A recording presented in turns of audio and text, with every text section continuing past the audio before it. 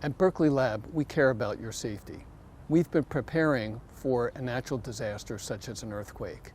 These zone disaster containers contain water, medical supplies, and food. But that said, each of us needs to consider what our personal needs might be. So we're recommending that you pack a go bag.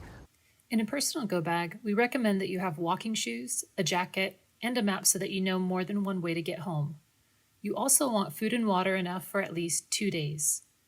Things that you should have with you are eyeglasses, keys to your house or car, personal medications, and some cash. Other items you might want to consider for your go bag is a flashlight and a cell phone charger.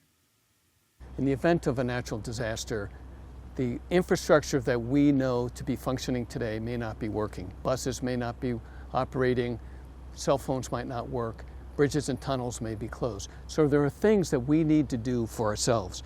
Here's what you can do. Sign up for lab alerts so you can be kept informed of the current status. And the second thing you can do is Google go bag to learn what the contents would be and build your own personal go bag and keep that with you in your vehicle at all times.